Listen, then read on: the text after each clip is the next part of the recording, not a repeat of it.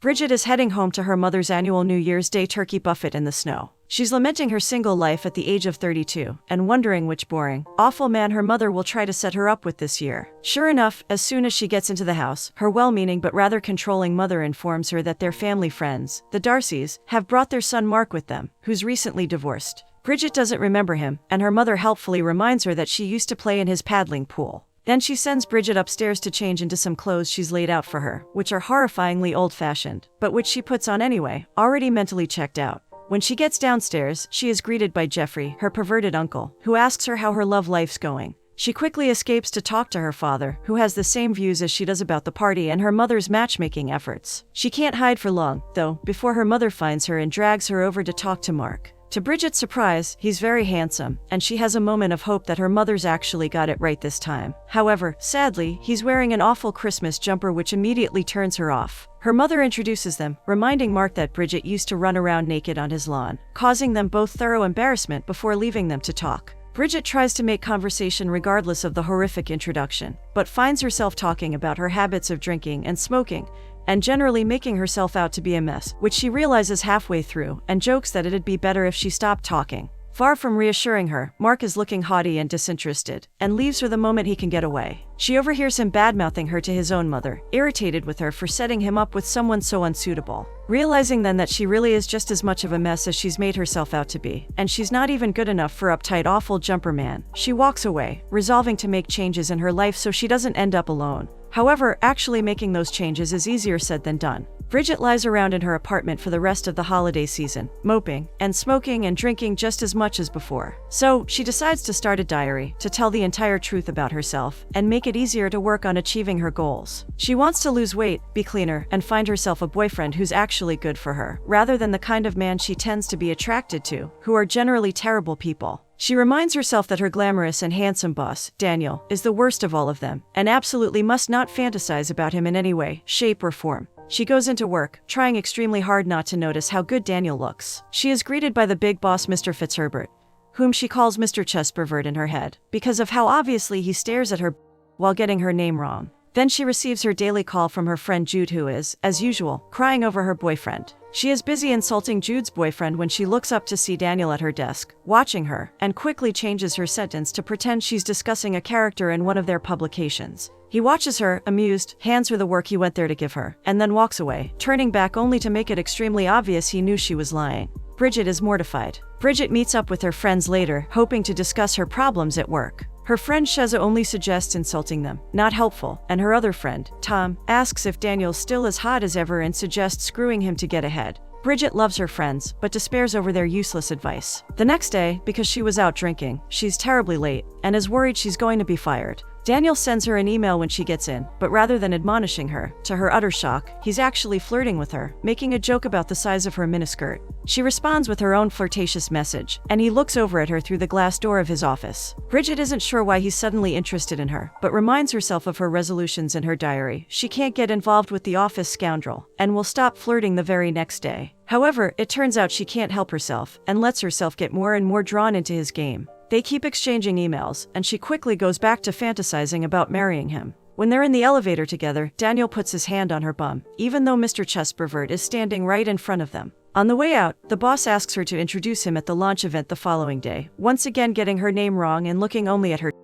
Daniel catches her right after, jokingly calling her Brenda, and asks her out, but despite her temptation, Bridget is meeting with her friends that night, and tells him she's busy. Undeterred, he asks if they could go out after the book launch, and she leaves him without a definite answer, wanting to appear mysterious and unattainable. She is now panicking about the book launch, though, because if it goes wrong, Daniel might not fancy her anymore. She asks her friends for more advice. Jude tells her she has to look sexy. Tom suggests circulating the room and ignoring Daniel entirely, and Sheza contributes that she should introduce people with interesting details about themselves. Bridget wonders whether to wear her singular black lace thong, or her waistline hiding granny panties, and opts in the end for the granny panties, assuming she won't be getting into Daniel's pants that evening. She turns up to the book launch, with her friend's advice in mind, ready to appear smooth and sophisticated. She approaches a group of authors and is immediately out of her depth joining their conversation, so swerves away, and happens to run into Mark Darcy. She teases him about his terrible Christmas jumper, and they make somewhat civil small talk, until her colleague Perpetua arrives and asks to be introduced. Bridget decides to be kind and introduces Mark as a top barrister, which surprises him, and he smiles. However, he's still not over the jumper comment, and when his own colleague Natasha arrives, he introduces Bridget as the girl who used to play naked in his paddling pool. She's once again humiliated and smiles thinly as Natasha walks off with Perpetua. Natasha is clearly frustrated that Mark doesn't see her romantically. Mark seems focused on Daniel, staring across the room at him, and Bridget wonders why, but doesn't comment. Later, Bridget is trying to make her announcement, and can't figure out how the microphone works, so she just shouts as loudly as possible. She fluffs the opening, receiving scattered applause, and then has to try extremely hard not to accidentally say Mr. Chest Pervert in front of the whole crowd.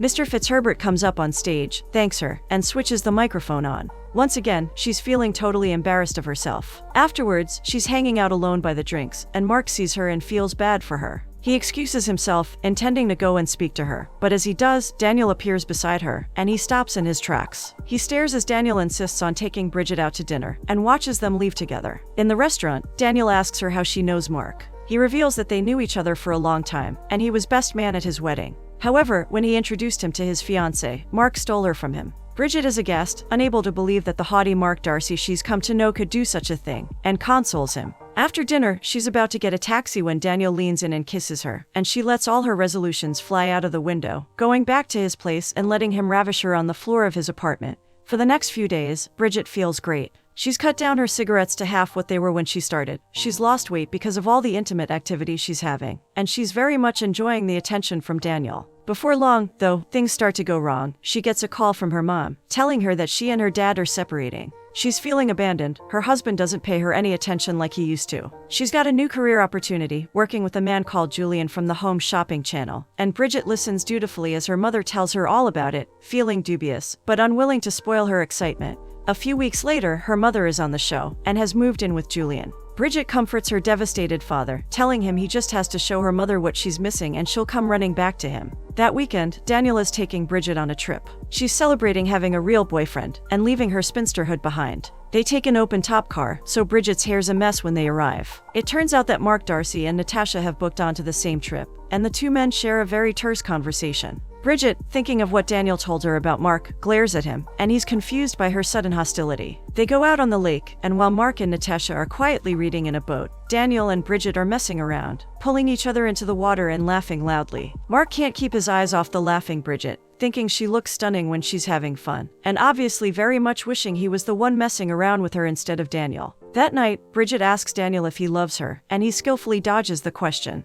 The next morning, though, on the day they're due to attend a family party together, he tells her that unfortunately, he has to head back early to deal with a work problem. It's Sunday, so Bridget's suspicious. He gets annoyed at her, snapping at her defensively that she doesn't understand anything about how much trouble the company is in, and for the first time, she sees his temper and is taken aback. He apologizes immediately afterwards, and she lets it go, but is still not entirely sure why he was so defensive with her. She goes to the party alone, dressed up as a Playboy bunny. The theme of the party is tarts and Vickers. However, when she arrives, she's the only one dressed up like a Everyone else is shocked. It seems as though pervert Uncle Jeffrey conveniently forgot to tell Bridget to come in normal clothes. She's once again feeling completely mortified, and goes to find her dad, who's also missed the memo and is wearing a dog collar and unsuccessfully flirting with every woman he sees. They sit together in the garden, and Bridget tries to comfort him, but he's despairing that he might never win her mother back. Bridget encounters Mark, and lets him in on the fact that she knows about the past between him and Daniel, and Mark is once again confused about her attitude.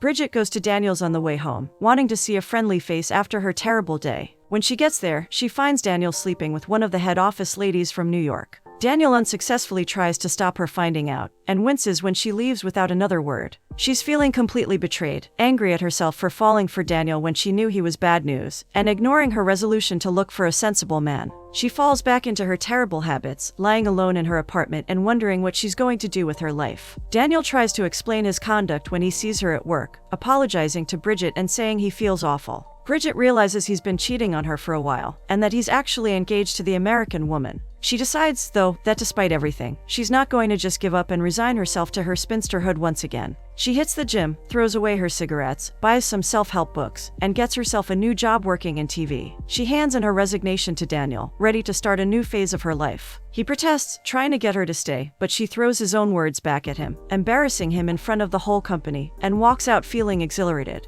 Finally, things are going right for her. On her first day at the TV station, however, she is interviewing a fireman and is asked to slide down a fireman's pole. She lands butt first on the camera, completely blowing the interview and broadcasting her bump to the nation on live television. It seems like no matter what happens, and despite her best intentions, she always manages to completely embarrass herself. That night, she has dinner with her friends, and Natasha and Mark are there. Bridget is the only single person at the table, and is forced to admit that she and Daniel are over, to Mark's surprise. The dinner is suitably awkward, and Mark feels sorry for her, approaching her afterwards to try and clear the air between them. Bridget misinterprets his intentions, though, and tells him he doesn't need to try and make her feel stupid because she already feels like an idiot the whole time anyway. Mark stops her, though, and tells her that he realizes they met under unfortunate circumstances, and he was unforgivably rude to her at her mother's party. He says that in spite of the various embarrassing situations he's seen her in, he very much likes her, just as she is. His earnest expression blows Bridget away. She never thought Mark had any feelings for her other than outright disdain, and here he is, confessing how much he likes her. She still can't bring herself to think well of him, though, because of what happened between him and Daniel in the past. But it's the first time anyone's ever told her they like her just as she is. Her friends are equally astonished. None of them, for once, have any advice at all. Bridget continues working on her goals, dropping her weight even more and managing to get down to just 3 cigarettes a day. At work, she's assigned a live report on an important case, and rushes to the courthouse to try and get the best angle on the outcome. She meets Mark in the corner shop, and is momentarily stunned by his appearance, remembering the words he said to her last time he saw her. It turns out that they're late to the courthouse and none of the press got in to get any interviews, but Mark is the defendant's lawyer, and offers to set up a private press release just for Bridget, saving her career. She does a fantastic job, and is promoted to being a regular on-air reporter thanks to Mark's intervention. It's Bridget's birthday, and she decides to cook dinner for her friends as a special occasion. As usual, though, everything goes horrendously wrong, and she's splattered in food when the doorbell goes. Mark has come to her house to congratulate her on her new position. She lets him in and they finish cooking together, albeit the soup she was trying to make has turned blue due to the string she used to tie it. Things go a lot better now that Mark's helping. The two of them get along really well, it turns out, and she's enjoying spending her birthday with him. Her friends arrive not long after, raising their eyebrows when Bridget confirms that, of course, Mark will be joining them for the meal. Everyone pretends to like the awful food, and Tom makes a toast to Bridget, just as she is. Bridget looks over at Mark, who's gazing at her like she's the most beautiful woman he's ever seen. Just then, though, the doorbell goes, and Jude goes to open it, only to find Daniel on the other side. Bridget excuses herself to talk to him. He's come to her place begging her to take him back, promising that everything is over between him and the American girl, that he can't get over her and he's driving himself crazy. Bridget is about to believe his lies, desperately wanting to think they're true, when Mark comes over to tell her he's leaving. Disappointed, after the great evening they've had, Bridget asks him to stay, but Daniel puts an arm around her and Mark walks away. Bridget's upset, and doesn't miss that Daniel ostensibly tried to show her off in front of him, and rips herself away, asking why he's really there. She knows better than to trust him at his word at this point. Just then, Mark reappears and asks Daniel to go outside with him. Bridget and the gang follow them excitedly into the street. Mark punches Daniel hard in the face, and Tom runs into a nearby restaurant, excitedly announcing there's a fight. Bridget and the others wonder whose side they should be on, based on Daniel's behavior and Mark's past. The two of them struggle, fighting out in the street, then push each other inside the restaurant. There's a brief interlude where they're forced to pause and sing happy birthday to one of the patrons, and then they resume, bursting through the window, and Mark finally beats Daniel, knocking him unconscious in the street. Bridget rushes over to Daniel, worried, and shouts angrily at Mark, confused that he gives the impression of being so noble and kind. But in reality, he's just as bad as every other man. Mark, frustrated that Bridget has such a poor opinion of him, apologizes for chasing her when she's clearly not interested, and walks away. Daniel awakens and asks again if Bridget will come back to him, but she's gained a sense of self-worth thanks to Mark's treatment of her, and realizes she doesn't need Daniel in her life to be happy. He's only going to hurt her again, because he's afraid of committing to anyone. She wants someone who loves her just the way she is. Bridget spends Christmas at her father's house. Her alcohol consumption and weight have spiraled again. They're watching the Home Shopping Channel in despair, where Bridget's mom and Julian appear to have a rather strained relationship. As Bridget is about to go to bed, her mom comes in, apologizing for leaving and begging her father for another chance. He takes her back happily, glad that she's come to her senses. Bridget sees her parents reunite, and is relieved that things seem to be going back to normal. The next morning, before the Darcys' annual Christmas party, almost 1 year after she first met Mark, Bridget learns from her mother the truth about his divorce. Daniel had lied to her from the beginning. It wasn't Mark who stole his fiancée, but Daniel who stole Mark's wife. All the pieces suddenly fall into place, and Bridget feels terrible for how poorly she's treated him, when he told her he likes her, and all along,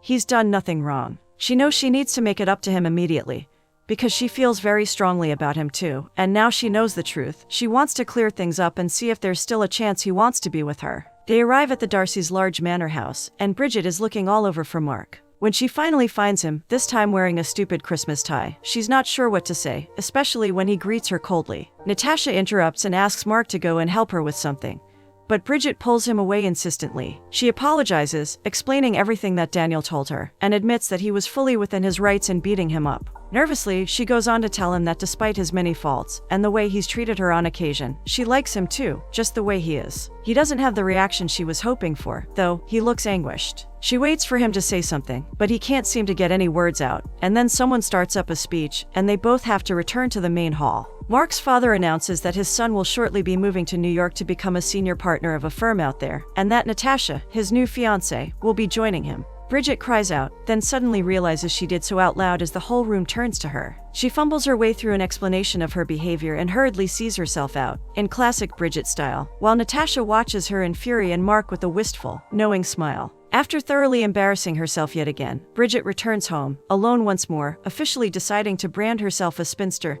and a lunatic. On New Year's Eve, her friends come to her apartment with a surprise. They've booked tickets to Paris for the weekend to help her forget about Mark. They heard what happened at the party and how Bridget has once again completely put her foot in her mouth, and are sympathetic. They convince her Mark isn't worth being sad about, because he didn't respond to her grand gesture, and manage to cheer her up. She's packing her case and locking up the front door, when Mark himself appears in the street outside her house, opening with a teasing line about her outburst at his parents. Flabbergasted, with her friends waiting nearby in the car, she asks him why he's there, because she thought by now he'd be in the States. Shyly, he admits that he was there for a bit, but he's forgotten something important back home. Bridget steps forward, hoping that means what she thinks it means, and Mark smiles softly, explaining he'd forgotten to kiss her goodbye. He's about to go in for said kiss when Bridget stops him, wanting to make sure he's not going, and that he's not engaged. He confirms both, but before they can kiss, her friends honk from the car. She waves them off, saying she isn't going on the trip, and Mark suggests continuing upstairs to avoid any more interruptions. When they get into her flat, Bridget needs a moment to change her underwear. She's wearing her granny panties again, but she wants her first time with Mark to be an occasion for the sexy black thong. However, while she's changing, Mark comes upon the diary on the table, which is open at a page that describes him in an unflattering way, and begins to read what Bridget really thought of him when they first saw each other. He turns page after page, frowning, and then nods, swallowing hard, and leaves the apartment. Bridget hears the door slam, checks the window to see him walking away in the snow, and calls out to him, but he ignores her. She finds the open diary and curses. She can't believe he saw it, right at the moment when everything was finally about to come together for them. Desperate to find him, to make sure he knows how she really feels about him, she puts her shoes on and runs out in the snow in nothing but her underwear and a cardigan, calling his name frantically. She's certain she's lost him when she finally sees him coming out of a bookstore nearby. She rushes up to him, crazy and desperate, blabbering nonsense at 100 miles an hour about how she didn't mean any of it, and although she meant it at the time, she didn't really. A crowd begins to gather due to her volume. Mark watches her with an inscrutable expression as she stands in the snow in her panties, trying hysterically to explain away her callous words, and then finally smiles. He hands her the new diary he bought her from the bookstore, saying he just went out to get her another one, so she could make a fresh start with it. Relieved and overwhelmed, she realizes that it's not all over, and runs up to him, holding him tightly. When she draws back, he kisses her hungrily, uncaring about their location, the gathered onlookers, or the weather, simply not wanting to wait for a second more. Bridget kisses him back, happy to have finally got the man she deserves, then teases him, claiming nice guys don't kiss that well. He growls at her that yes, they do, and claims her lips once again, wrapping his coat around her to keep the cold away, and determined not to let her go again.